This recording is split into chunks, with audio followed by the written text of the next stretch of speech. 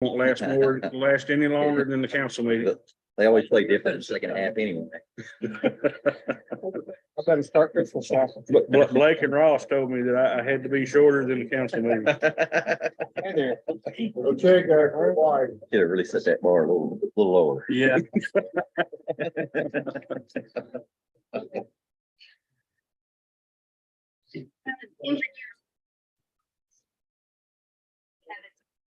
Okay, he's got 2.5 minutes.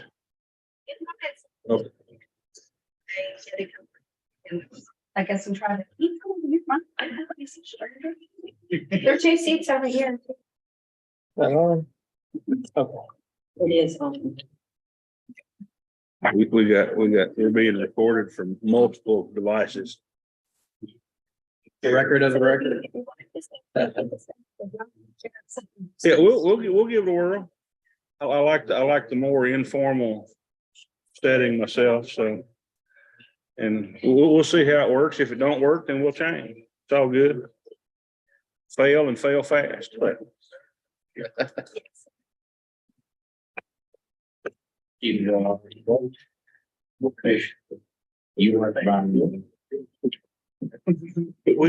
got a seat of honor for the other council members. If y'all want to come join us, you're welcome. We might even include you in our meeting. Well, so we'll suck you in where you can't leave, see?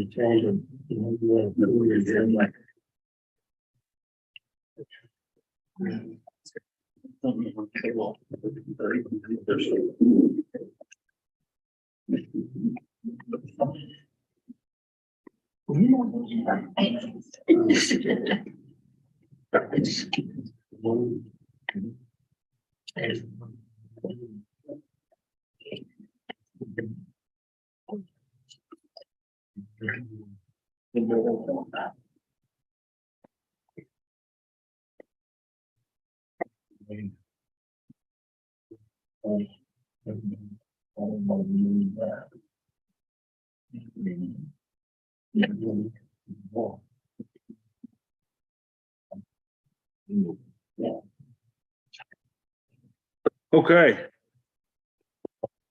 Canuck, we'll go ahead and call this meeting to order.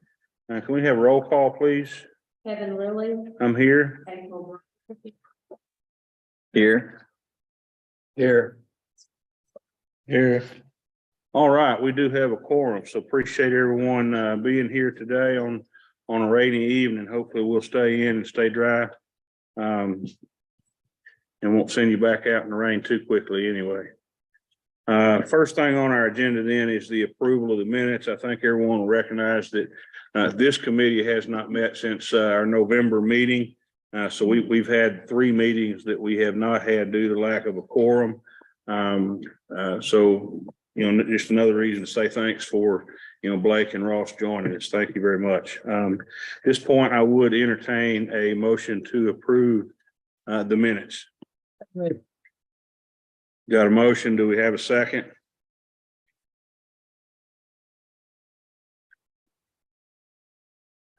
I don't mind seconding it, but I wasn't here then, but You're here now. okay. So we got a motion. We've got a second. Is there any discussion? Okay, all those in favor say aye. Aye. Is there anyone opposed? Let the record reflect that the minutes were passed unanimously. Okay, we'll move into budget review. We do have quite a few things in old and new business. So just quickly looking over the budget, you know, Brian, I would ask if there's anything budgetary that needs to be addressed by this committee, any issues, concerns? Okay. from, I guess, who's representing engineering? Is there any concerns from an engineering perspective from a budget? No, sir, I don't have any at this time. Okay. Anything from committee members as it relates to budget? Okay, then, we'll move on. Public Works update. I believe everyone should have in front of you a copy of Brian's superintendent's report. Again, here, just, for the sake of time, would just ask, is there anything, Brian, specific out of the ordinary that we need to point out, or anything of special interest today? Not fairly normal stuff. Okay. If you got any Okay. questions, I'll be glad to try to answer it. So then, for tonight, let's consider this a silent update. And if you guys, any of the new members, look this over, certainly any questions, what have you, moving forward, then we can, discuss that further in depth in our upcoming meetings. So we'll go ahead and move on then. Street updates, number 6. This is typically, where we talk about our overlay program. I don't think that there's anything that's lingering over from 2022, but Brian would just ask anything there that we need to close up on 22. The only thing that's still hanging out, and it's actually from 2021, is we're still holding some money on some punch list items on Brockton, which Cranford has just now started addressing. But other than that, the 2022 overlay project closed, finished, went off well. I expect that Cranford will finish. They've got a little striping and a few other things on the Brockton project to touch up, but I expect they'll have that finished here before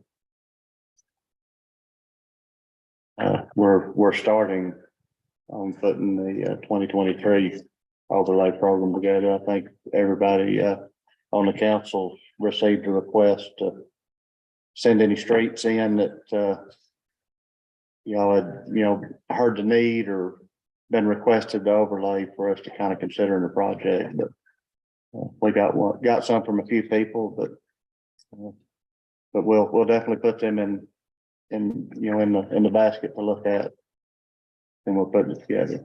Very good. So what was the deadline on having that returned back to you and your department, Brian? The end of February. Okay, end of February. Okay.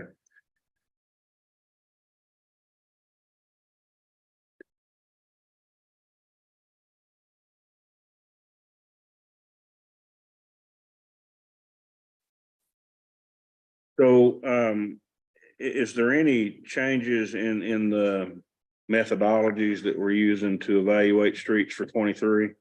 No, sir. We're still gonna use the first step pavement management program that we've been using in the past. And I think we'll probably have it updated next year. We're gonna take the same approach. Okay, very good, very good.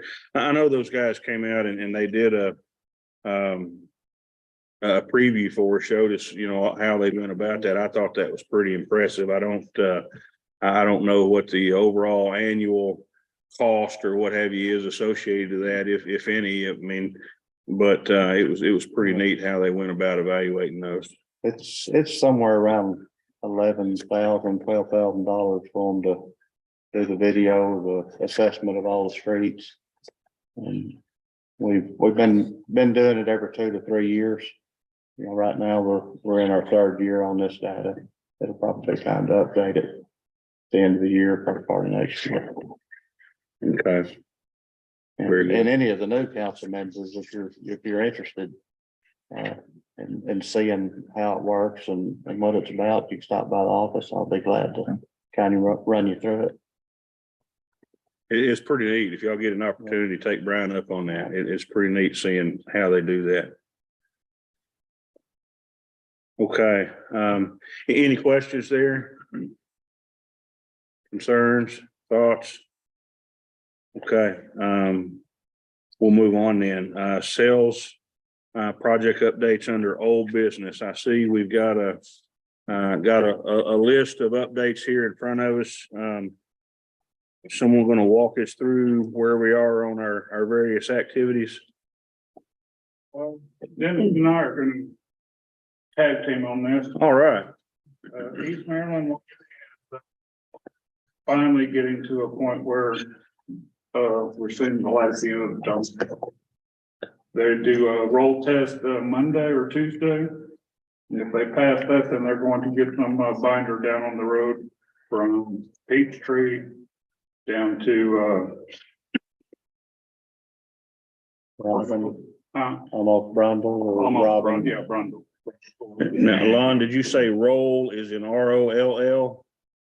Okay, that's what I thought, but I'm getting old, hard of hearing and all that good stuff.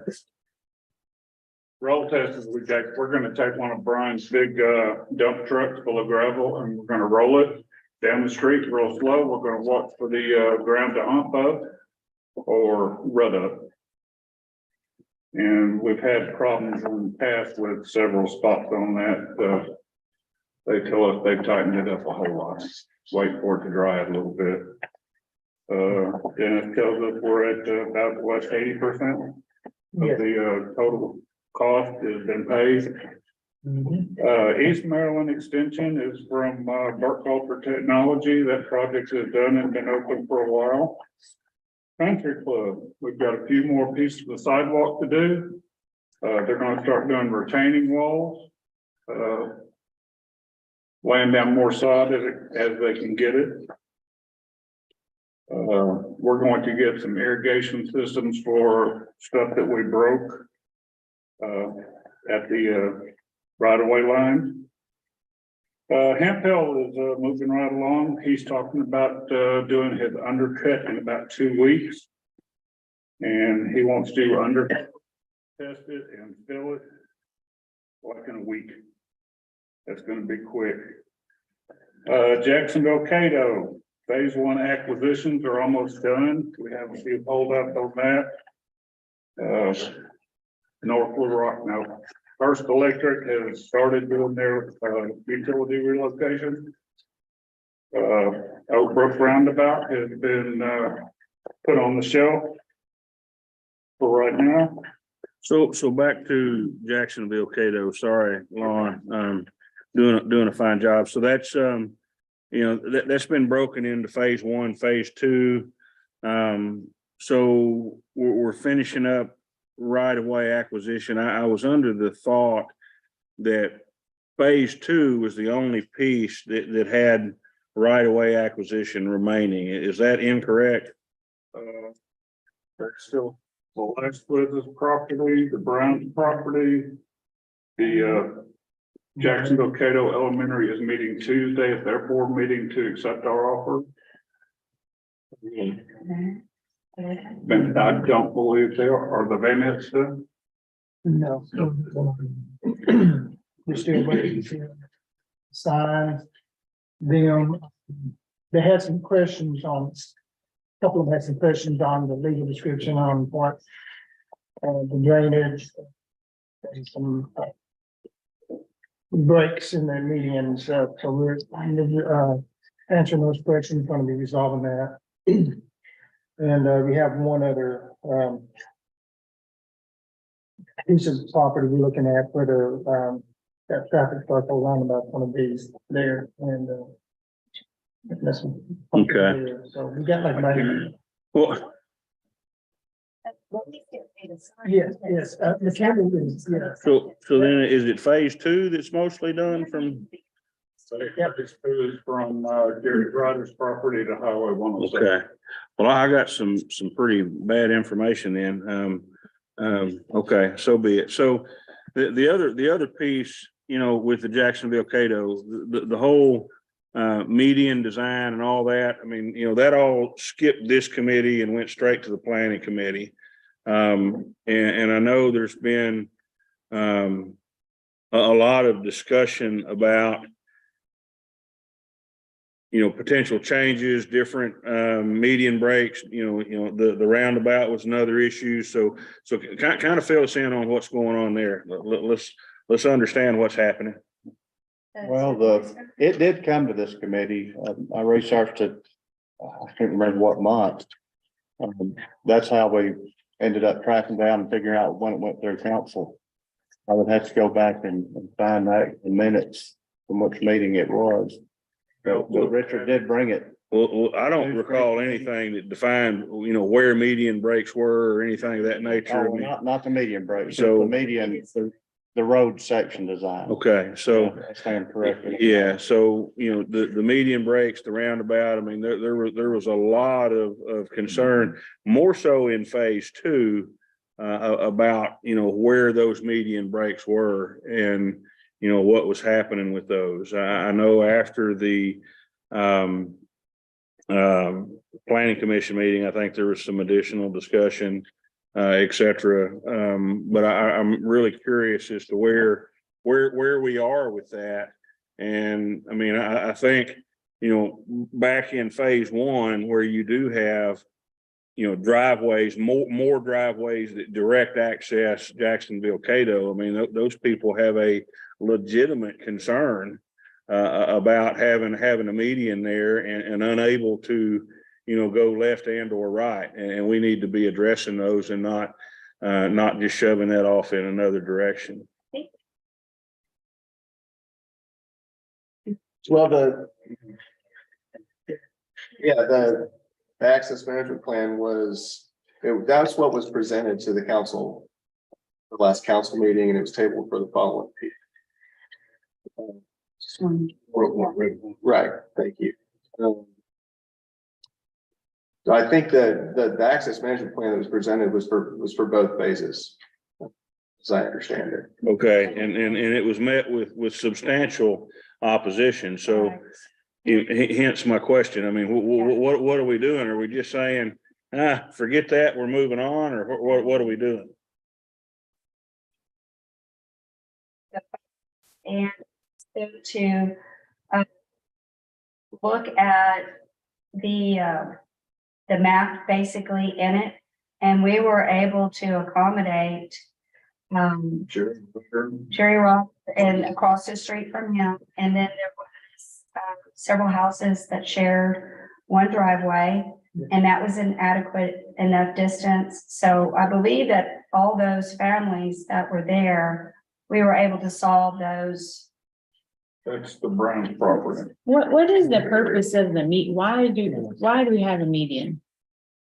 Well, I think, of course, this project predates me, but my understanding is that there was advice either from the previous city engineer or Metro Plan or both. I'm still trying to track that down. That or Garber, that the road would eventually outlive the need, just a 2-lane road, and would eventually need to become a 4-lane road.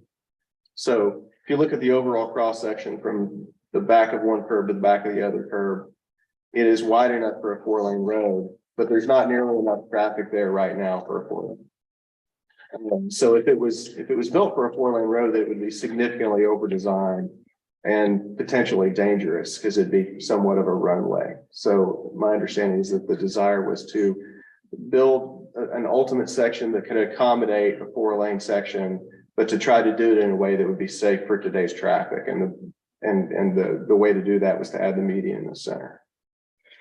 And April,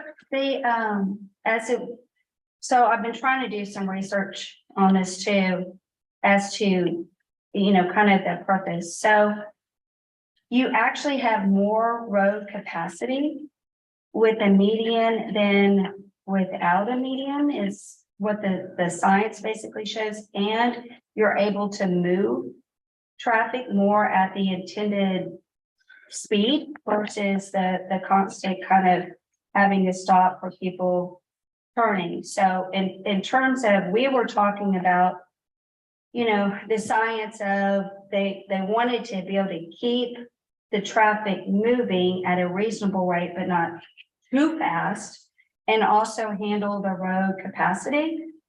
But what we've talked about is seeing what we could do in terms of phase two, since it's not completely engineered, of making some modifications. It went, and Finley, you can talk to that in terms of what your recommendations are with phase two. Yeah, so, I think that, the biggest disadvantage of changing the cross section at this point would be that Garber is completed. They're at 90% plans for phase two, so there would be some degree of re-engineering that would have to happen in order for them to change the cross section at this point. That doesn't mean it's impossible, you know, it's not impossible until it's built, so it's not too late. I think that, my advice would be, if the council or this committee wants to consider changing the cross section, then potentially we need to go back to the drawing board a little bit and try to figure out where the original advice came from on when 4 lanes might potentially be necessary. Because if that advice is good, then I wouldn't recommend changing the cross section, because it certainly would be a lot cheaper in the future to take out a center median and pave it than it would be to widen the road. Because if you widen the road in the future, then you've got to move not only the curbs, but all of the sidewalks and all the drainage and more right-of-way acquisition. And that would be a burdensome project to do in the future. Well, I understand that. And April, I know you started the question on that, but I mean, we also went from a road that was expected all in start to finish, not phase one and phase two, to be around $7.8 million. You know, the original estimates, and now we're at phase one is almost $19 million. So, I mean, and that's just my understanding. I don't have the latest figures. So, Somebody just I mean, today, like an hour, so, but it's still several million over that, but it was. yeah. But I mean, so from where we went to what we took out to voters, you know, was $7.8 million all in on Jacksonville Cato to now what we've got being substantially more than that. And we hadn't even looked at what's considered phase two. So, you know, we've added multi-use paths, we've added sidewalks on both sides, we've added bike lanes, we've just added. And now all of a sudden it's like, we've got something that's more expensive that the city of Sherwood will have very little benefit out of long term. So I just think we need to kind of understand, is that really the investment we want to spend taxpayer money on? I mean, that whole thing has morphed into something much larger than taking out some really dangerous curves and elevating out of the floodplain. And you know, whether that came out of the previous administration and engineer, or that came out of, you know, what you know, all went into that. We've got a project that's incredibly expensive compared to what we had originally considered. And it's taken much longer to get off a center and get to where we can actually do something that's going to help those people. So, I mean, I think personally, it's worth looking at to see if have we over designed it? Are we planning to overbuild it? I mean, what's really going into that? That's my opinion. I would like to speak. Please come forward. Thank you. And tell us who you are and your address, and share your thoughts with us. Steve Jacksonville Cato. Part of my property is in phase one, the other part phase two.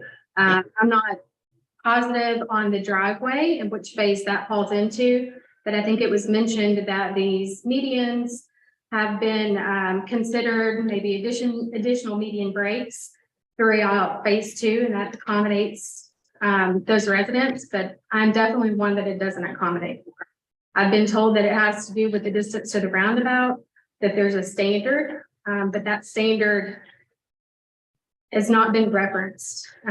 You drive around nearby cities, look at FDOT standards. That was information I requested previously, and I'm not finding anything as far as like a distance from a roundabout that the median has to be, other than like the normal, like 50 feet. My driveway is gonna be closer to 100 or 150 feet. So I've got median breaks to the right of my driveway. And potentially, I was told that I could make a U-turn on a 2-lane road with a median. My husband drives a full-size truck, I drive an SUV. I don't feel like it's safe that I go up to the median break and not have a turn lane and have to do a U-turn to go back to 107. But as you're considering future median breaks, just know that you've got one resident that has not been considered. And the others have been accommodated for. Very good. Thank you for coming forward and sharing with us your issue. Thank you. Well, let me ask, someone said earlier some accommodations have been made for some of the others, but I didn't hear what those accommodations were. Making the medians longer, median break longer. The curve, that is curve at Jerry Rogers' property. The second one is at the Browns property, because there's several houses that share a driveway there. So there was going to be a median cut put there. And Miss Velasquez is right on top of one of the roundabouts, That's why it wouldn't be safe. which is, yeah, why you can't have a median break there, because she is on the north side of the roundabout. Do we need to move the roundabout then? I mean, the house was there first. Can we adjust the roundabout? Have to move it quite some distance in order for it to be safe. How far is it from the circulatory roadway of the roundabout, would you say? How far is the driveway from the edge of the roundabout, would you say? Do we have the? 100 feet. 100 feet. Okay. Okay. Roundabout at that. Can that roundabout? I'd have to, in order to answer that question, I'd need to talk to Garber in the back with you. I'm right in the curve anyway, I think that would cause cars, that's what we're gonna do, slow cars down. Do you actually need it right there? You know why the roundabout. Traffic common device, wasn't it? Yeah, we have In general. Looking at like future developments, potentials, and all sorts of different things that went into it. Is the roundabout part of the city? Yeah, Yes. it's part of the phase 1 stuff. I wasn't there with I think roundabout fits phase 1 and 2. Is it being constructed in phase 1 or phase 2? Is it phase I think one? it's, I think it's phase, I think it's phase 2. the construction. I thought that was the beginning. That's actually- That was the beginning of phase 2. Mhm. Right. Roundabout. Yes, sir. I'm Jerry Ryder. I own that corner from that roundabout back to Ison Road. Except for one lot there where the go-kart track is. That number 2 roundabout was placed there because earlier there was not even an access to get into my 40 acres that is behind Amy's property. Okay. That 40 acres is just as developable as Steve Deere's is. And at some time it will be developed into estate lots. And that was the reason that the roundabout was considered for there. The original plans didn't even consider an exit there, except one lane. Okay. While I'm up, you're taking a county road. Guys, please. You're taking a county road that has been serviced 50 years to my personal knowledge and trying to make it into a boulevard like West Little Rock. It's overkill. I don't know at this stage what you want to do, but I encourage you to be a little more realistic budget wise and design wise. It may be an excellent textbook design, but that really doesn't fit too well with an existing neighborhood. Thank you. Thank you. Appreciate your input, Mr. Ryder. We're trying to figure. think it would be better for me to answer the question later, but, yeah, with respect to whether or not the roundabout could be moved, that's, I need to get back to you on that. You know, that would be a significant plan change, regardless of which phase it's in. If it's in phase one, then it would require, that contract has been bid, so it would require, a significant change order. If it's in phase two, it's less difficult, but it's still a significant plan change. It actually straddles the plans, the property line. Okay, so half of it's built in, half of it's in phase one, then in the Yes. phase one contract. So yeah, that would be both then. It would be a significant plan change and a change order to the existing contract. Gotcha. Kevin, can I? Please. So I know this sounds like two conflicting statements. I know that this has been going on for a long time, but it feels like we're making decisions on the fly. I know it's been waiting, but to Mr. Ryder's point and to Kevin's point, I think this was passed in August of 2021. Does that sound right to you, Brian? Not that here from memory. I think if we went back and watched, I don't think there was discussion on this and shame on all of us, myself included, because I was a part of that, but this is clearly in the ordinances picture, but I'm not an engineer. And so when we have stuff on the agenda, if this isn't pointed out by someone that, is explaining, this can be a troubled area, this is going to be a point of contention, or we really need to look at this, so this just slid right in, and then we've had all this waiting, and now there's this big impact, and, I have reservations. I know nobody wants to wait more, but I feel like it is overkill, and we're trying to cram a round peg in a square size hole to fix problems, and they're not really being fixed, and we don't even have the money for this. Quite frankly, we get started, and even if we pull the rest of our bond money, it's not gonna finish the road, then what are we gonna do? Good point. So. I don't know exactly where we go from here. I mean, I think we can look and see, there's probably a lot of history, on this, since 2018, when the voters approved the bond tax issue. But again, I just think if we spent a little money on engineering redesign and saved, money on build, and built something that was more in line with what we needed. That might be, time and or money well spent, as opposed to just really, trying to ram this through at the cost that we've got in front of us today. That's my personal opinion. And I could be off base. You experts may tell me that, hey, that's, it costs more money to go back and redesign than it does to move forward with the build. I don't think that's the case, but it could be. I'm just concerned that we're spending, more money on this road. And I know that area is going to be developed. And I know that there's going to be new houses there, and significant number of new houses. But are we really building, what we need, or are we building a showpiece that we can show a lot of people? I don't know the answer to that. Well, I can say that, I had a conversation with the lead designer Garver about this today, and his recollection was that the recommendation for an ultimate 4-lane section came from Metro Plan. I'm still trying to track that down. I've not heard back from Metro Plan. I did not get a chance to talk to Casey Covington today. But if that did come from Metro Plan, it would have come from Casey Covington, and I can tell you he's probably the best in the business when it comes to long range plan.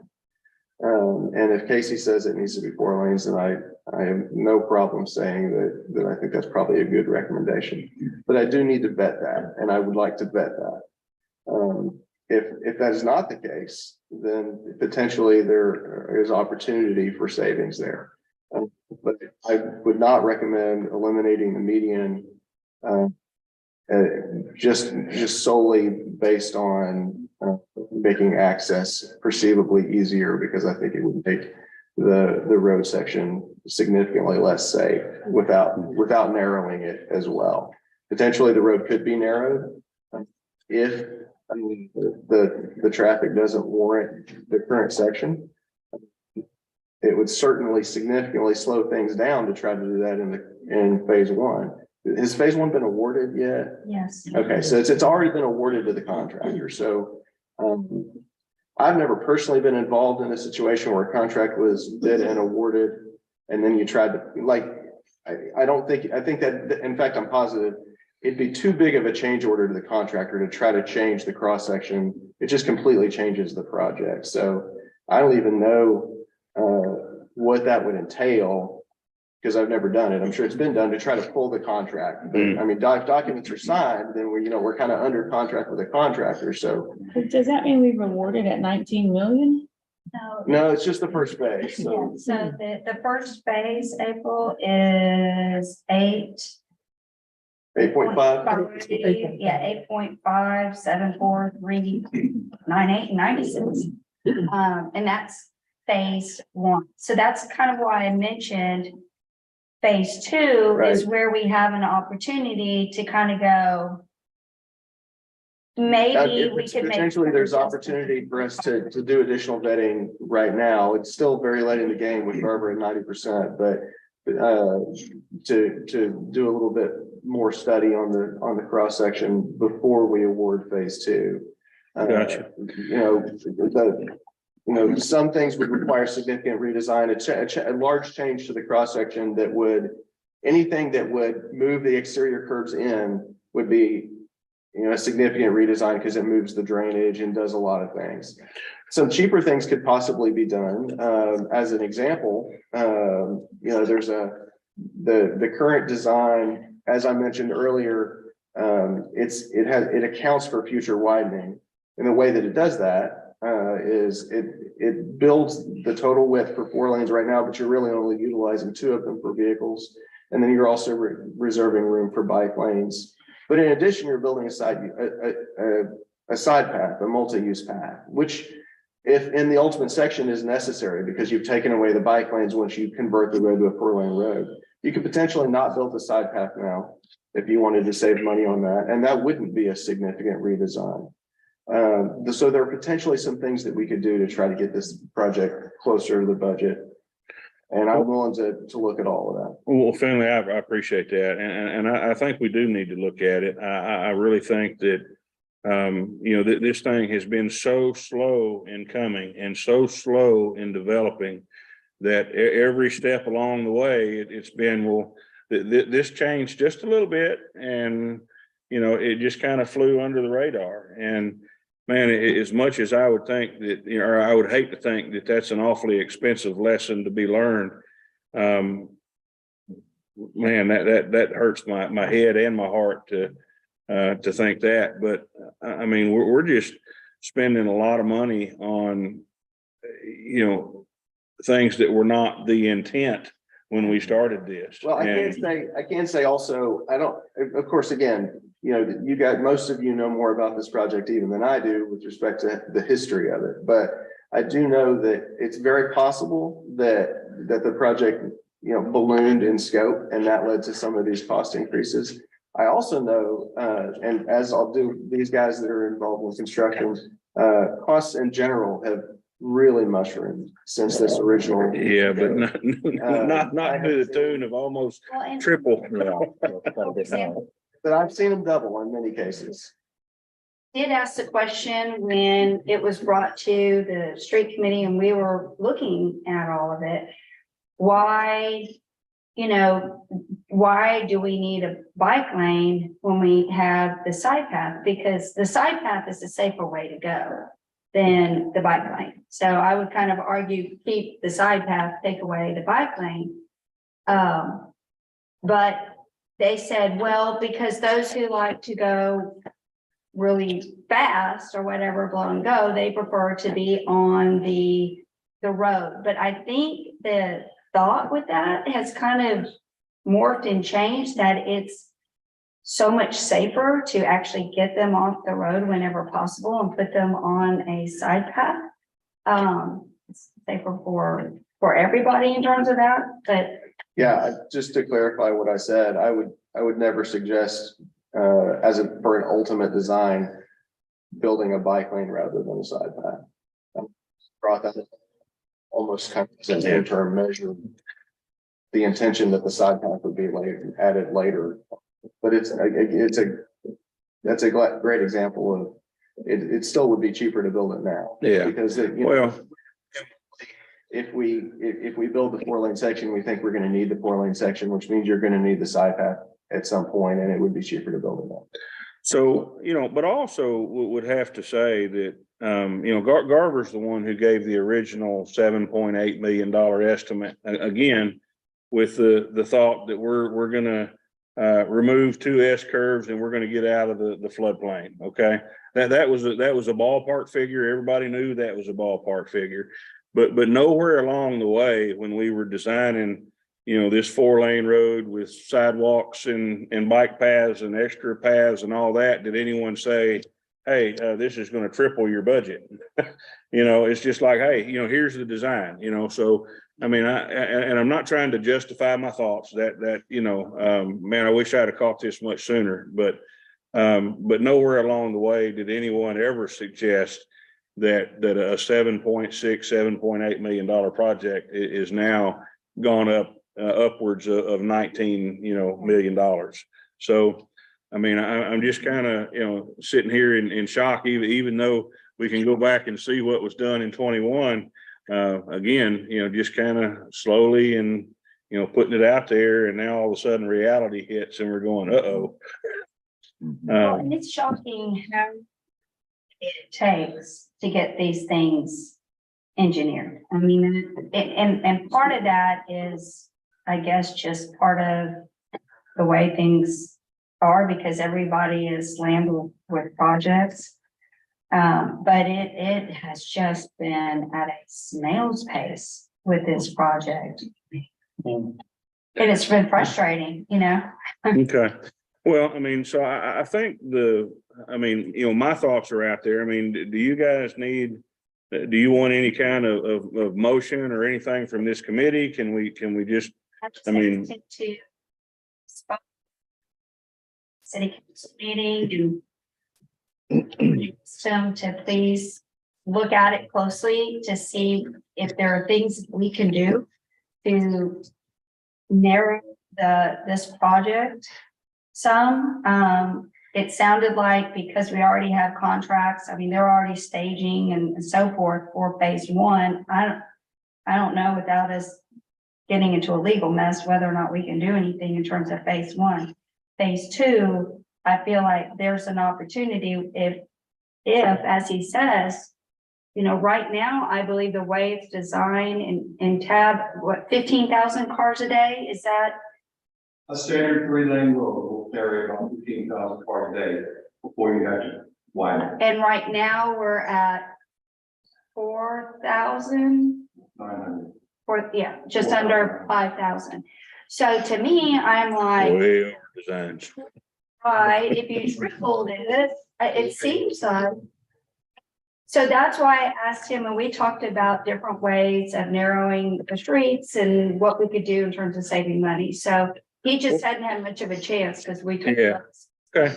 No, that's fair, and I appreciate that. But to April's point, and we move forward, with what we got without reducing budget, and then there's not significant changes made. You're going to eat up just about 50% of the second bond just to do phase 2, and that just simply does not make sense. I mean.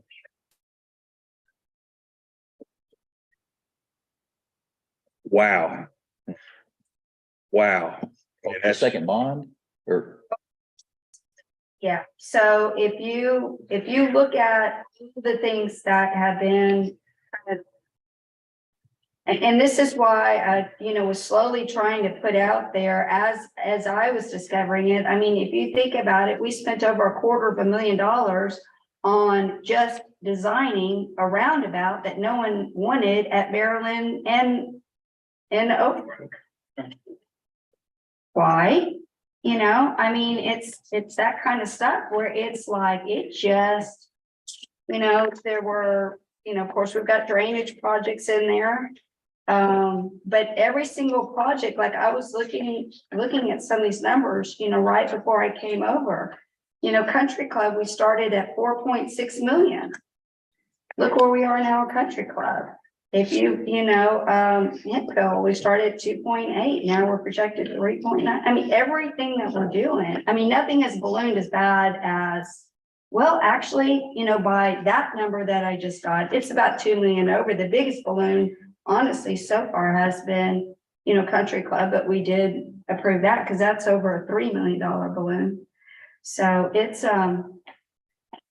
but to his point, it's like everything has been more expensive and I just don't know. I'm not going to assume that someone didn't try their best in terms of giving us numbers, but I'm with y'all on that. Certainly it felt like, and there would be money left over and You know, clearly not. I just, since this has come out, I have been scratching my head, trying to figure out how the world was turned down, what you're saying too, because when it was originally, when we sent it to the voters, it was raising up 2 lanes, curb and gutter, sidewalk. And this just blows my mind. So is there anything, phase 2, we hadn't started yet, we work on phase 2, but right now, phase 1, how can we help these folks? I mean, do we have to have the median to the Brown's house? Can that be put in, you know, at a later date? I know widening or narrowing the road, it may not be just how can we help them? So phase 1, I believe we have everything accommodated except for the Velasquez because of the proximity to the roundabout. And I will tell you, when I came into office, it was, there will be no medium breaks, right? Period. Am I lying? No. And I was like, this is ridiculous. What can we do to help as many people, you know, as we can? And so that's when, you know, we sat down with James trying to figure out what we could do to help as many people as we possibly could. And the only reason why, if they felt, and they explained it to me that it would be dangerous for the Velasquez's if they tried to come out, you know, as people are coming around that corner and then trying to dart through a median break, it was just going to be too close because you'd have cars coming this way. And without the diagram in front of me, I'm going to run back to my list and show you. Yeah, but that was basically why. But I'll tell you, I've done everything I can since I've been in office to try to help as many people as we possibly could to a situation where I was told, no, we're going to condemn everybody's property and we're moving forward, period. So from the roundabout to Amy's driveway is about 100 feet. There's no house. You know, Okay, Amy, correct me if I'm wrong on this. On the left-hand side, there's only one other house besides the one right on the corner. Before you get to your driveway, there's one house on the left. Is that right? We're coming from 107. 107. There's a brown and a blue house. The blue house will be condemned. Yes, that would go. So can the median be taken out from the roundabout to her driveway? Is that even an option? No, that's not, it would be poor design to build a roundabout without a splitter island separating the entrance and the exit. So we put one closer, and that was part of the doing the Venex, and so that instead of her having to go all the way down to the round, now there's one. How many feet away? I think what we figured out. Here's her driveway. And the roundabout is here. So it's about 100 feet. Right, but then how, for the medium break in which she could turn around and where, here's the next, We were gonna do one here. yeah, Or we were gonna do one here at the Browns. right, and then we also added one at the next. Yeah, Where Yeah, is because that? of the noise. I think that's right. So it's another couple hundred feet max. Yeah. Tell me there.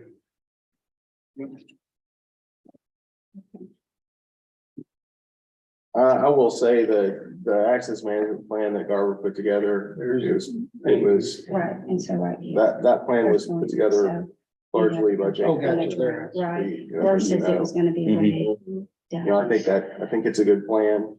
I think there are already have the benefit of not being, you know, I'm a traffic engineer by trade. I'm a numbers guy. You know, and traffic engineers tend to get a little bit into the weeds when it comes to numbers and traffic safety and things like that.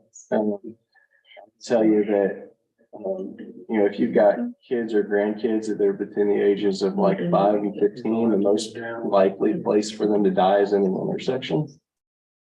And every time we put in a median break, we create an intersection.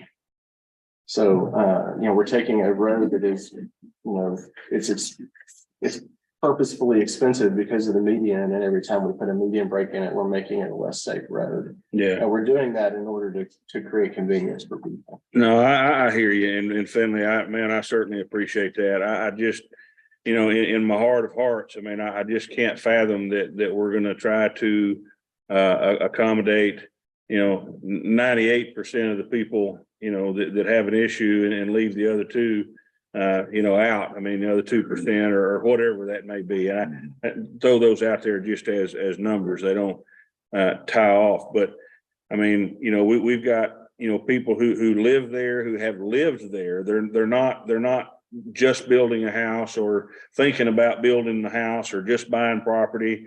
I mean, they're there. They've been there. And we're just gonna go, sorry, can't help you. That's just not the right thing to do. And, you know, so whatever we need to do to accommodate them being able to get in and out of their driveway, we need to look at it and consider it Well, and not just sweep past it and go, oops, that don't work for I may be me. wrong, but I don't think there's anybody, and I really do want to know if I'm wrong in this statement, but I don't think there's anybody that can't access their property. I think there are just situations where it's more inconvenient now because of the median and the roundabout. Well, let's go put a median right in front of your driveway and say, look, I tell you what, you can only take a right out of your driveway and you can run down there a couple 100 feet and turn in the median. I mean, come on, man. That's where. I mean, Yeah. Do you want to come on. look, and see, I mean, it's not, Well, I mean, I didn't say it was easy and I did- Right. you know, that's not what I'm saying. I mean, this may be a Steve question. Something was said at the council the other night that these, I don't know if it's these type projects or this particular type of project didn't lawfully require a public hearing. Is that correct? But I just think it's in the future, and this doesn't solve this situation by any means. And knowing you're never going to make everybody happy, but if we could get that, you know, because you learn things, you learn these things that we're learning now at the phase where we're 90% into this design already. We should have had a public hearing. We should have had some input from the citizens. There again, knowing we can't make everybody happy, make every concession, but to be more knowledgeable before we get in that design phase.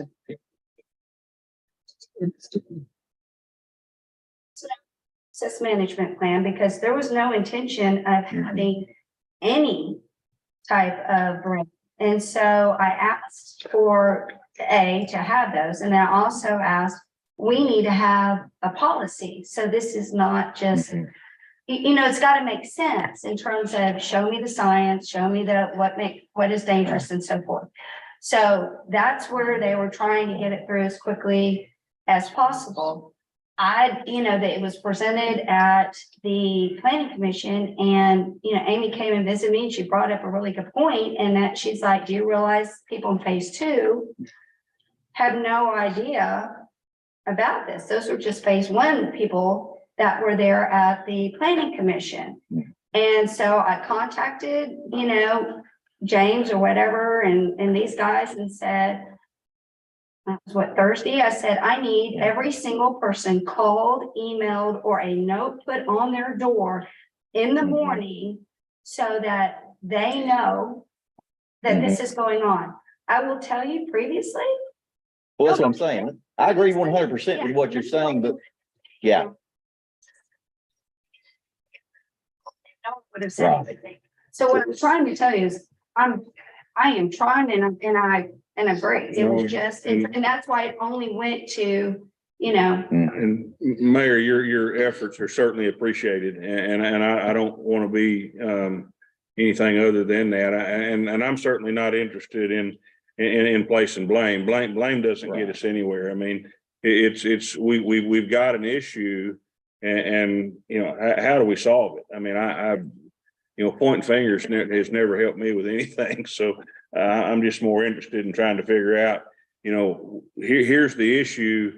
You know, how do we resolve the issue, and not leave anyone sitting out in the dark or sitting out, you know, with an unresolved issue when they've been there. So that's where I'm at, and I'm sorry, you was wanting to offer some comments. So if you Yes, we skipped over the Maryland project pretty fast. It's 80% finished. We're talking about a project now that's over 15 million or 12 million over, only in phase one. I'm at 712 East Maryland. Been a citizen of Sherwood for 48 years. Been at that house for 28 years. On the corner of Barber and Maryland. I've been sitting with a pile of mud with anybody that would love to bring some pigs in that represent Razorbacks.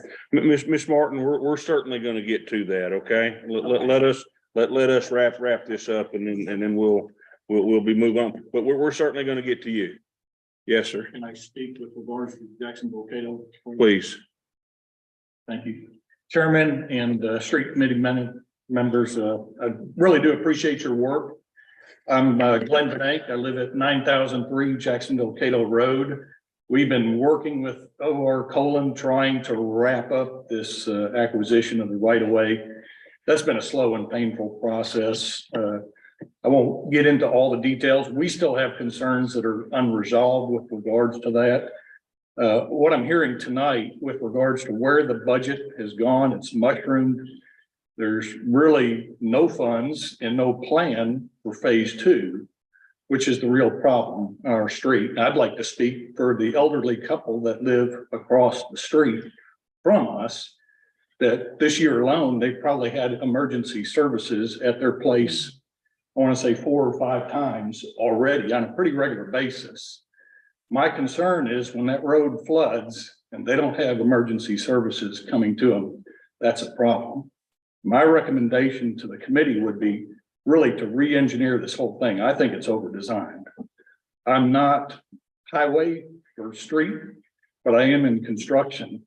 And I see an opportunity to save a lot of money with a re-engineered plan.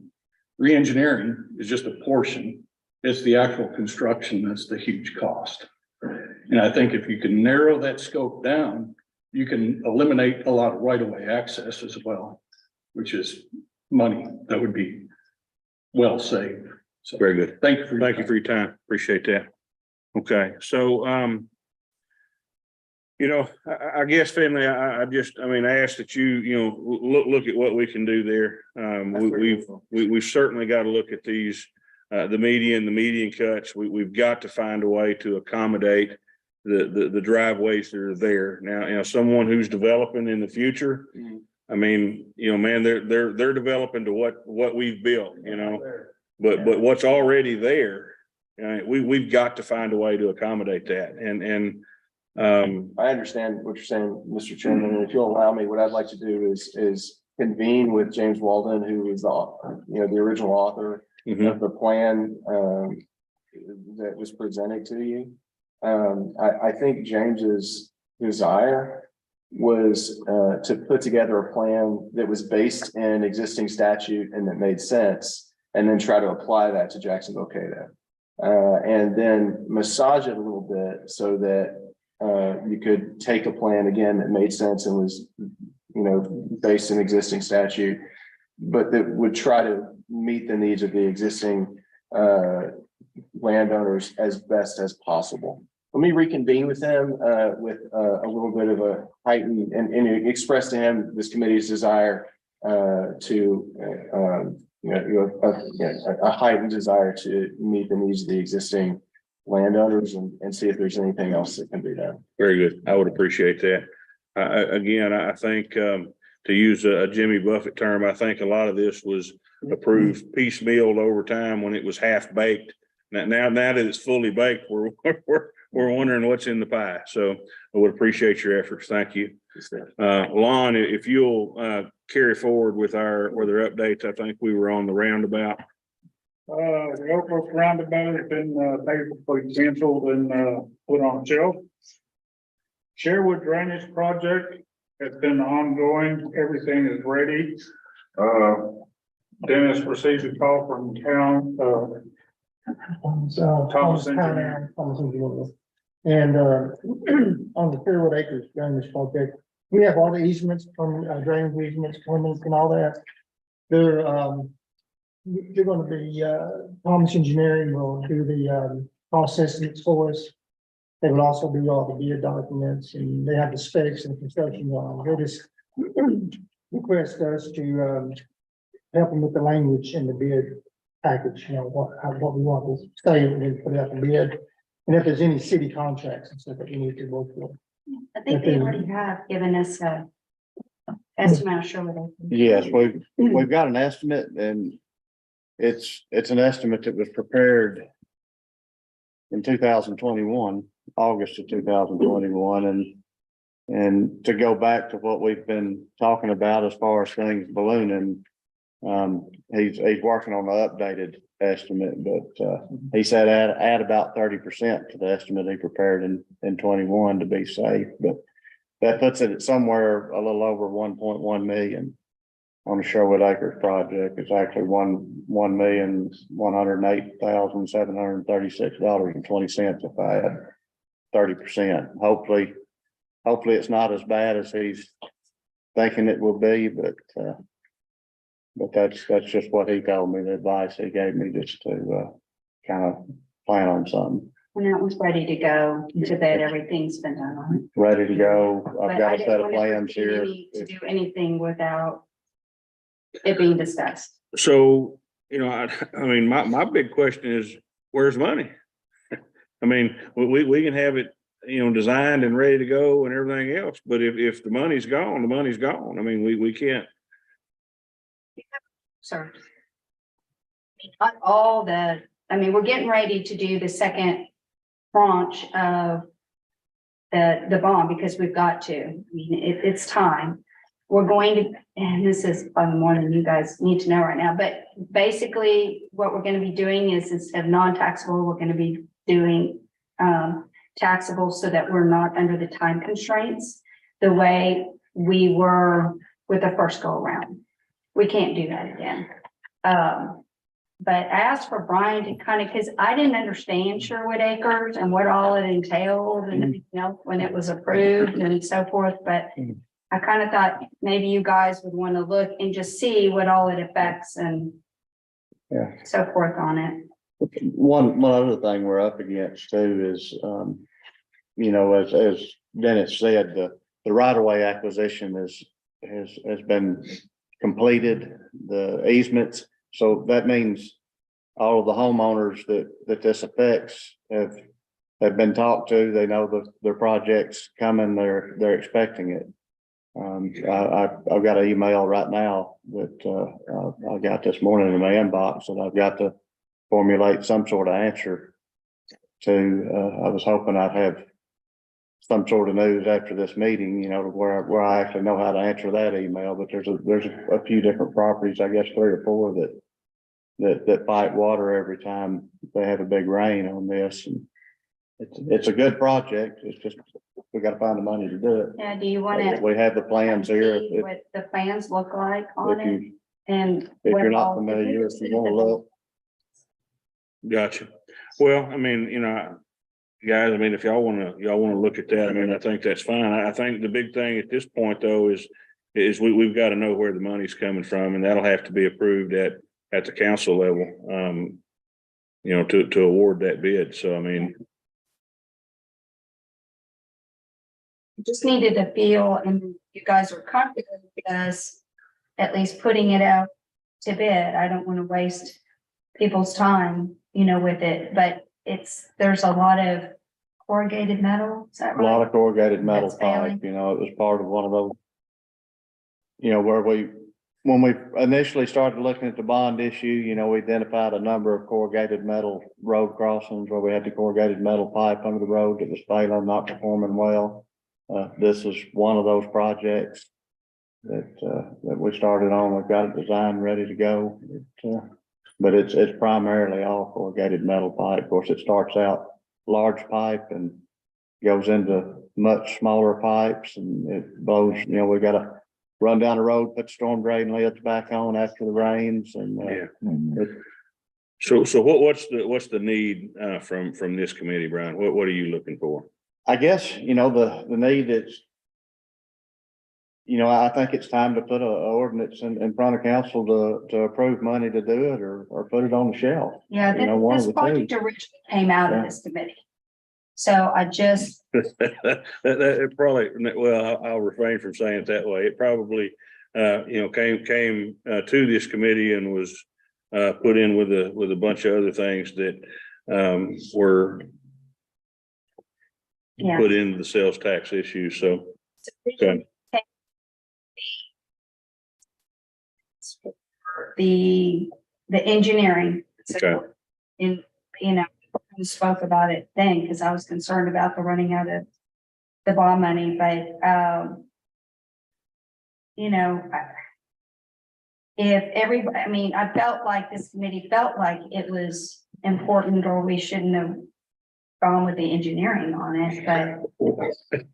Well, I think you're, no, I mean, I think you're probably right, but we also, you know, weren't in a spot where our bond issue was overspent and, you know, I mean, so, you know, the whole bond issue, you know, we had a list of jobs that we wanted to get done. And, you know, some of them were high priority, some of them not so much, but, you know, nonetheless, I mean, you know, we've done the engineering here. I mean, I guess if you're looking for a motion from this committee, I mean, I would entertain a motion that we approve this and send it to council for budgeting and award. Yes, ma'am. Is this the one that does circular, under color, or does it turn behind Carla Circle? It will begin in the corner of Roberta Ann and behind the homes of Kohler. It does not extend to Carla Circle. I know which one it is. It'll address, you know, there's some people that live in the corner of Roberta Ann that get water in their crawl space in their garage. There's another gentleman that we've temporaried his driveway in because the pipe's failing under his driveway. Gotcha. There's and then it goes across the church property, on, Denson Baptist Church. it's the, First Christian Science Church, goes across their property. It eventually crosses Claremont, runs up the right of way of Claremont and behind some homes and then crosses Coulter. Where it crosses Coulter, it begins draining the Verona Park area as far as it, you know, reaches north, the drainage basin, and that's where the larger pipes come under Coulter, and it's, I don't remember, like 40 by 50 inch pipe or something that goes in next down to 24. Well, I don't think there's any question that the, you know, the fix needs to be done. I guess my concern is, you know, the money. Where does the money come from? I mean, if, you know, Mayor, if you're saying, you know, you want the committee to approve it and send it to council, then We can, you know, pump the brakes for a while on it. We can move forward. I mean, Can I just make a comment? This food for thought. We haven't gotten to this issue yet. I know we're gonna talk about it, but from a council standpoint, there's lots of people have problems. There's only so much money. But this is the hard part. If we have started a project, and I had two this family has contacted me back in January. This week I had a second family contact me on Maryland. So my concern is if the city has issues of property that has to be addressed, and then we're starting other projects before we finish something, and we already know we maybe have a shortage, it makes me nervous to send another one down the line until we kind of. Complete the other one. I thought. Well, It's a concern. this committee doesn't do the budget, okay? No, I just mean Let's before we- be clear on that. Before we send it down the line as, hey, we're, you know, because sometimes that's how it gets promoted, is this committee recommends, and I just want it noted, I have some hesitation to start a new one before we fix. Yeah, existing understood, issues. understood. So what's the will of the committee?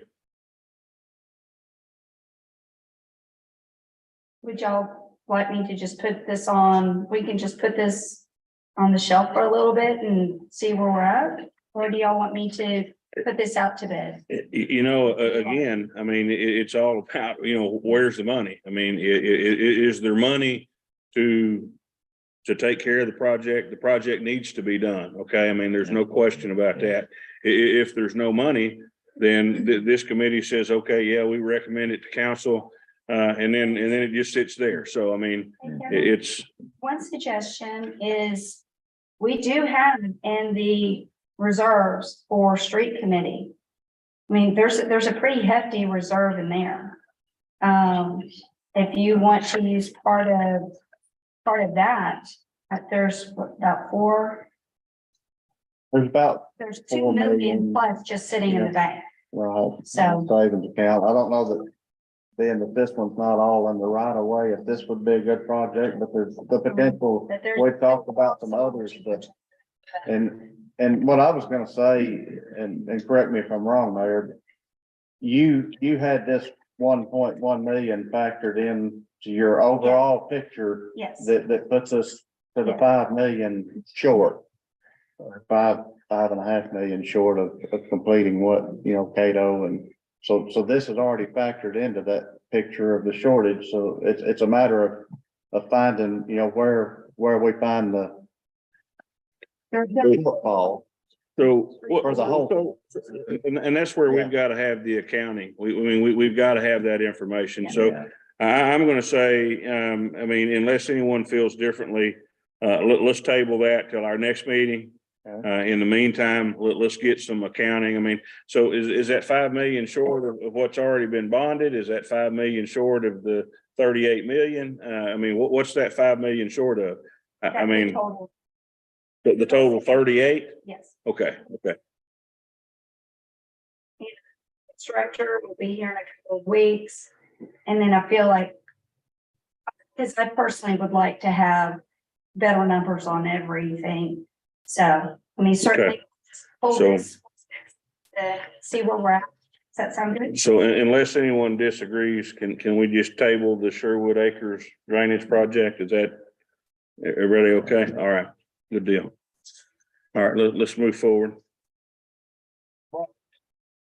For the warrants to get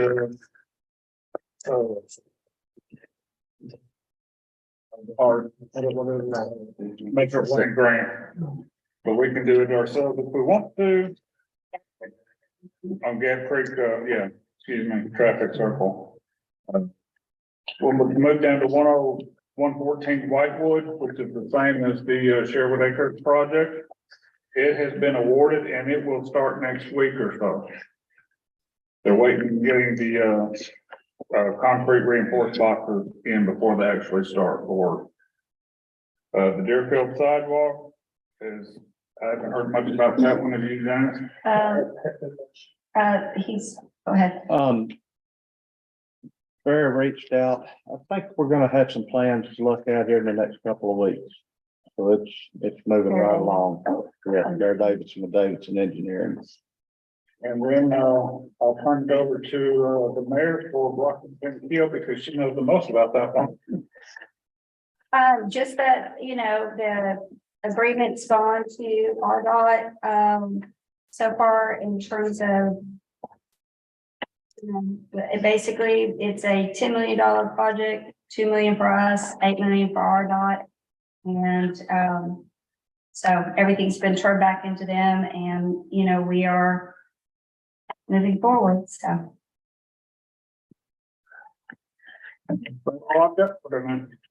Thank you very much. I know we started and stopped and stopped and started and everything else, so, okay.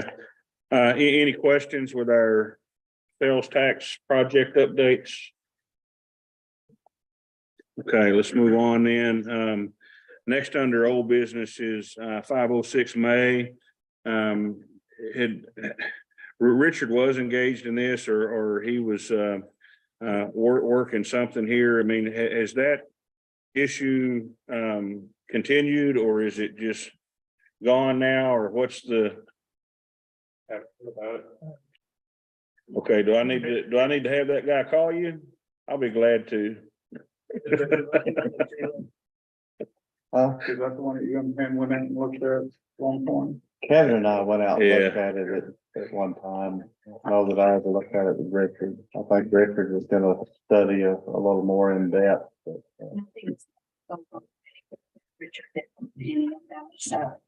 Okay. All right, very good. So let's leave this on the agenda for one more month and we'll see if it needs to be revived or if it can fall off the agenda. We'll move on to new business. There's a couple things under here. I mean, on sidewalks, I know these were sidewalks that Councilmember Williams had suggested. It's on Fork River and then on Seminole Trail. I'm going to ask that we add those to our list to evaluate and I don't think we need to speak specifically towards those unless there's anyone here to speak about sidewalks on those two streets.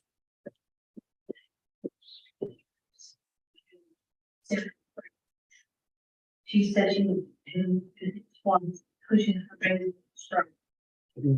Okay. Very good. Thank you. All right, next under new business then, 712 East Maryland. This is Miss Martin. Come on back up here. So Miss Martin lives at the corner of East Maryland and Barber, and I believe you have contacted April and there's some issue there. Want to just kind of understand. I've come out and I've looked at what's happening there. That was been, I don't know, 45, 60 days ago, maybe even a little longer, but you want to share with us what's going on and Nothing. nothing's going on? The engineer came out, actually, it was on the 1st, and I believe it's Ricardo from Barber, along with the contractor. They did not do what they were told to plan when it comes to, and that's just on the inlet, and excuse me, I'm not an engineer, I'm not a contractor, but I know as far as the plans, I still have drainage issues on the side of where the driveway was full. Okay. So it wasn't done to plan. So, I spoke to. Ms. Martin, can I ask you just to back up just a little bit and let this committee know, I mean, what's your problem or concern is, what the issue is, and we'll. Everything's graded, and if you go back to when I moved in, I splat. When they graded it out, even the gravel down, still was flat with a small inlet. And this is in October, November, December comes around, and I gradually just kind of build up, and now I got a valley in the middle. Well, 4 rains ago, it was up to 3.5 feet that it flooded all the way back to my backyard, both sides of my house, underneath my house and in my backyard. This is when they decided to come in and we met with the engineer. I have some pictures that's in the beginning and the end. Come in, made the decision that they were going to put a big drain in the middle of my yard. I know the mayor's seen it before, and another mayor's seen it after and was in his meeting too. Big drain, another inlet, with a throat that was supposed to be 4 foot wide, and I'm not even addressing yet the concrete of how it was done. Needless to say, well, I still have drainage issues. The throat wasn't done to plan. I get emotional about this. Hey, So let's- let me talk this again. I'm Rick Poser, I'm her dad. I remodeled that house when she first got it 30 years ago, never had a water problem. And I did do heavy highway construction, so I can read drawings and things. One of my main issues with the contractor was, I asked him point blank why the driveway wasn't pulled to the, what the plan showed. He said, well, I squared it up. I said, well, what'd you square it up to? He said, well, I squared it up. But if you look on her drawing, it shows her driveway to be on a skew from her property easements. And at the center of the roundabout, it's a 50-foot easement, okay? And then in the center of her street to that, the east side of it is 40 feet. And that puts her driveway on the skew. Well, that's not really a bad thing because they break off. But everybody from on from 107 to the other end, no matter how wide the driveway was, their driveway, what they poured, lined up. Her driveway is skewed in 18 inches on both sides. And it wasn't even weight. They just threw something up there and poured it, which she had to drive through the yard because they didn't tell her she was going to do it, and they didn't have authority to do it till we talked to them. Not that we matter much. So anyway, and I addressed the young man that was doing it, and he said, I said, it's not my job to tell you doing it right or wrong. But I did learn that he said, I said, well, how'd y'all get the grades on this? He said, well, we used a GPS. And I said, well, where's your BM? He said, what? Your benchmark, where you set the thing to get your grade level. Well, I don't know. Well, you can't build a road unless you go back to your benchmark every day to set it back up. Because every time you turn it off, it changes. So just as what I know and looking at how the subgrade looked when they started to where it is now, somebody did something wrong. And I'm being very frank. Somebody changed something and the contractor told me by accident, he said, well, we moved it. Where'd you move it from? I mean, we got pictures of how the subgrade looked. Okay, normally you get 8 inches of SB2 or C ballast or whatever. Then you got a 12-inch curve, but from the dirt should have raised it up about 18 inches. This is 2.5 feet too high. I mean, literally, if you stand in that gut, and whoever designed, let them pour them round things like they did, bless y'all covering it up. It's an eyesore. I've fired people that couldn't do that good. I don't do work like that and never did. The gutters on the other side of the place are pristine. You come look at my gutter. It looks like Y'all need to come, y'all just need to meet me there in the morning at 8 o'clock and I'll bring coffee and donuts and let's talk about these. If y'all, and yet, I want to ask y'all when y'all come up, if you want that in your yard. Yeah. And this started 7 years ago when they started digging. 2009 is when actually it was. We actually carried David Martin through the mud for chemo treatment because they blocked the driveway and didn't tell us. Now, where do y'all think that this is right? And the mayor just said y'all had $4 million excess that y'all could put on this project that y'all don't even need to start because you got 2 major thoroughfares that are messed up, been messed up for 4 years. And so, Ms. Martin, Mr. Posey, I mean, so the big, I mean, I get concerns with the contractor and boy, I wish I knew all the answers there. I don't, but I'm understanding that the issue at hand though is the drainage. Am I just the drainage and the driveway? Okay. And then the And that code they poured for it, when they tied it in, instead of tying it into the elevation of the driveway, they left a toe kick on it. So anybody that gets out, plus it's probably from the top of the driveway to the throat of the paving is probably this much, right this far from where you get out of the car. So if for some reason somebody gets out of it, I have a hazard fear of people getting out of the car and falling on y'all's property. And soon, because this won't meet safety code.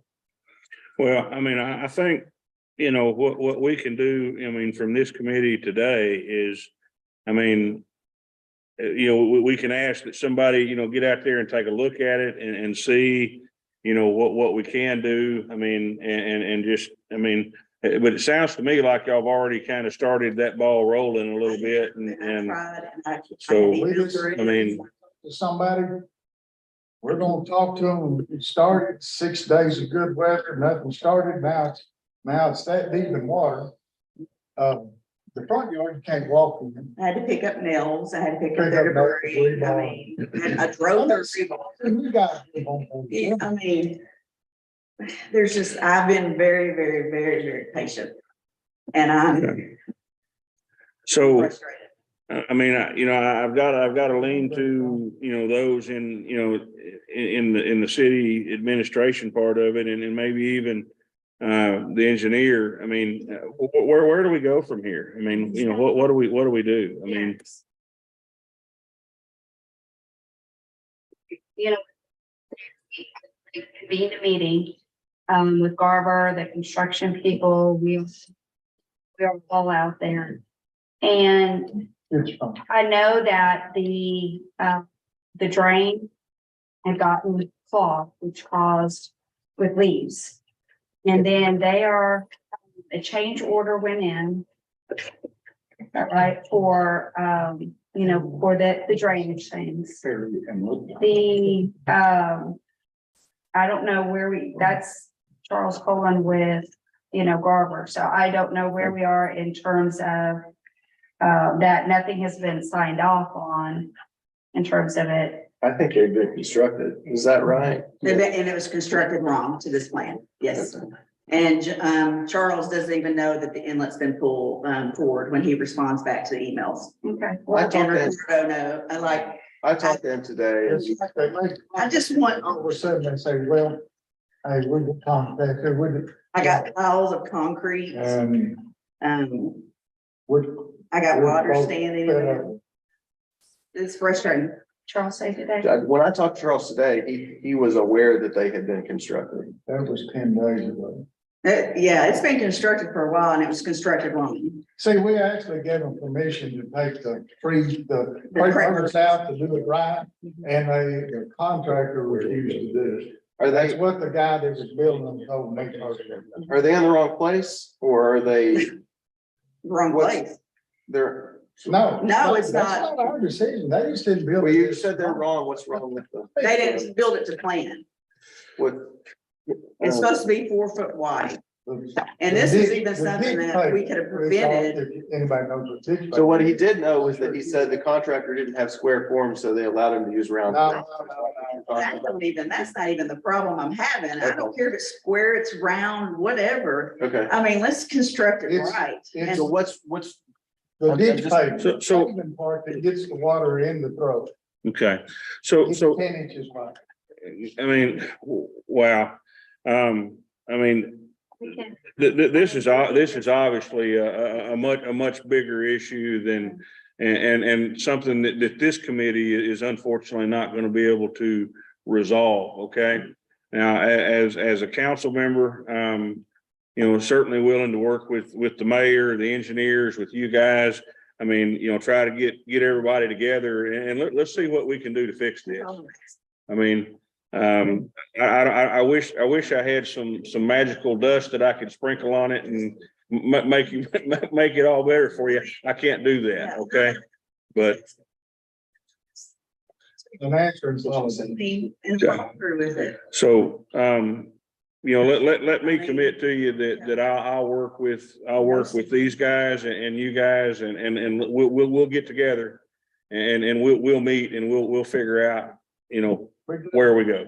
Is that fair enough for right now? Okay, okay. I want to make sure that I get phone numbers and you get my numbers and all that stuff. And of course, you know, your council member that represents your ward and we'll include her as well. So, Yes. okay. Because I can kind of fill her in with, been told to me about what's wrong with driving. Well, I think we need to sit down at a table and just just have a conversation, you know? Okay. We won't ask you to do that. We might provide something for you, but we won't ask you to do that. Okay, so we'll make that happen near term, okay? Near term, quickly. Quickly. And, okay. And can I ask you a request? Yes, ma'am. Oh, come on. Okay, no, you got it. Thank you. Forgive my jest. I was trying to add humor. Yeah. My apologies. Notice the last meeting. Understood. And we won't do that to you again. I won't do that to you, okay? I don't either. I don't either. Okay, last thing under new business is the residential speed limits, and Brian, that one's got your name beside it, so. It does, and I guess I'm gonna lean a little bit maybe on Finley on this here in a minute, but we've been looking at the residential speed limits around town, and you know, we kind of got a hodgepodge of speed limits. You just don't know. I would like some sort of policy of some sort that you know, my department could just follow, you know, that just sets a speed limit on a specific type of street. You know, if it fits within these parameters, this is going to be the speed limit. And, you know, right now you can drive residential roads and we've got anything from 20 to 30, 35 miles an hour on some of them. And I don't know what the intent of this committee would be, but I would like something like that in place that you know, would make it easier to explain to residents when they call and ask, you know, why is it this? Why is it this over here? And I'm sure Finley will have some insight on. Sure, yeah, I think I can understand the desire, and I think it probably would be helpful. My recommendation would be that if you're gonna, you know, if it's a policy, then, you know, that's fine, and I think it would be helpful. If it were to be a resolution or an ordinance, I would recommend that it just have a caveat in it that at someone's desire, whether it be Brian or the city engineer, whoever, whatever the policy, whatever the ordinance or resolution states, that it could be superseded by a speed study, which would mean that you know, if Brian or whoever thought that what was stated as the kind of default speed limit seemed inappropriate for any reason, that you know, it could be studied and an alternative could be presented if there was data that supported it.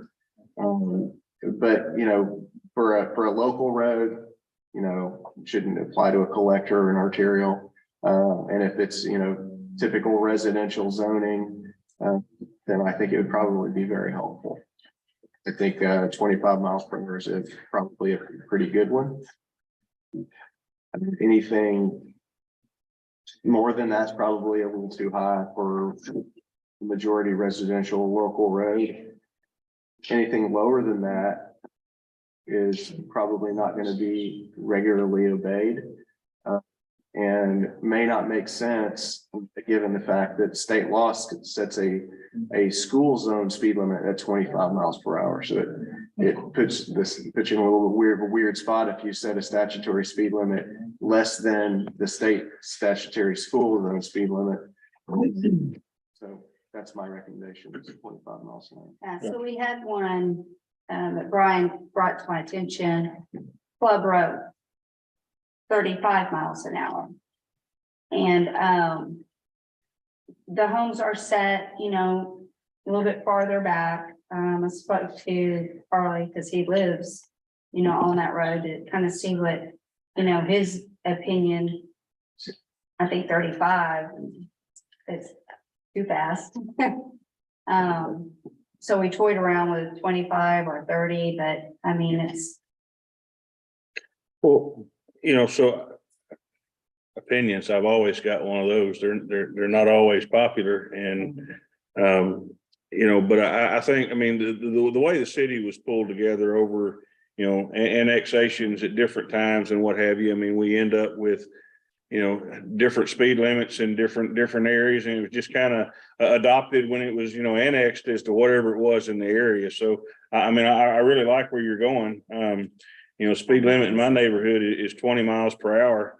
And, we got stop signs at every 4-way corner, I think. And, I wish those were gone and, but anyway. Roundabout. Hey, I'll take it.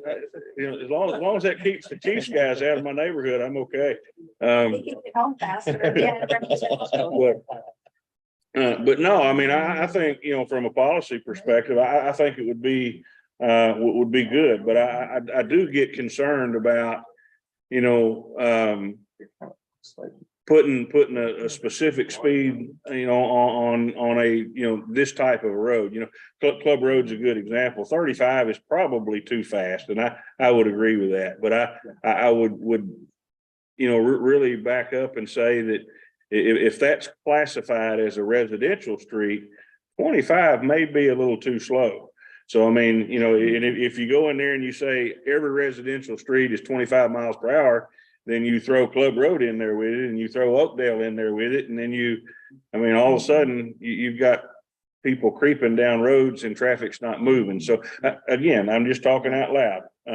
That's some of the same problem I see with it. Oakdale is one of the ones that we used as an example, but Oakdale, is it a collector? No, it's an arterial. No, it's an arterial, so it wouldn't apply to that. I'm not sure what the Club Road is. I need to look it up.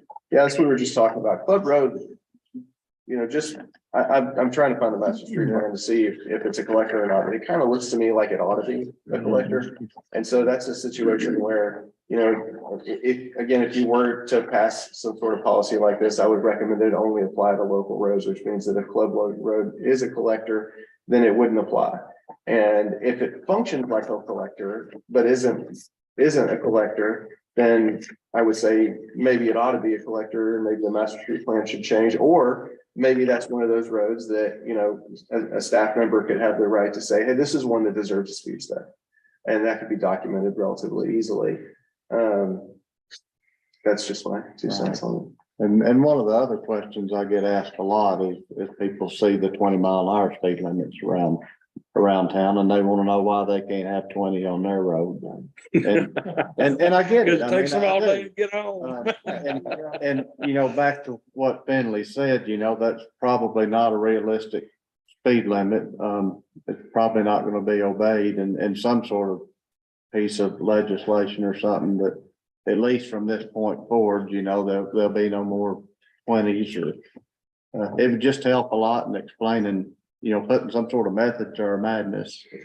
So is the ask here that this committee try to create a policy to be looked at or, my preference would be, here's some suggestions for the committee to vote on. I mean, it sounds like Finley can probably, We can develop a policy and then bring the policy to the committee. How about that? I think that's great. I think that's great. And it sounds like maybe the desire here isn't necessarily to establish a speed limit that has to be followed on every residential street in town. I think probably Brian's desire here is just to decide, hey, if it's a typical residential local road, what's the standard speed limit? we're building new roads, or developers are building new roads every day and we're having to put speed limit signs on them. And I just like some sort of criteria to help my sign people out and help us explain what we're doing. Does that go in, this may be more what you said your background is, part of that determination have to do with, like we got residential streets, I'm just thinking in my head that are very narrow, big ditches, then we've got residential streets that are new to develop that are wide and So you got two extremes are both residential streets. Right, say anything wider than 27 feet from back to back is too wide to be considered a typical local road. And 27 feet is a very standard, it sounds wide in your head, but most, especially new construction, anything built in the last, several decades is, if it's curb and gutter, it's probably 27 feet wide. And we're looking at, kind of updating our subdivision standards and so forth, Mhm. because the wider the street is, the faster people want to go, and there's still neighborhood streets with Right. people and kids and animals and so forth. So that's kind of where we're like, are we really doing the wise thing here? So just know, and I mean, it's gonna take a little bit of time. There's a lot of policies and standards that we're trying to like, did you know we never had lighting standards? Before. So I mean, it's just all those type of things to make our modern city of the future look the way that we want it to look and make sense. So I put a ton on their plate. It's just so we'll Okay, try to get there as quickly as we can. very good. Well, that is our agenda for this evening. We are an hour and 37 minutes into this meeting. I usually, Ross, Blake usually try to keep them about an hour. I didn't succeed tonight. My apologies. Anything else we need to discuss as a committee before we adjourn? Then I would accept a motion to adjourn. So moved. We have a second, and all those in favor disappear. Thank you. Thank you all. Thank you very much. Thank you, Mr. Ryder. Thank you. Go ahead.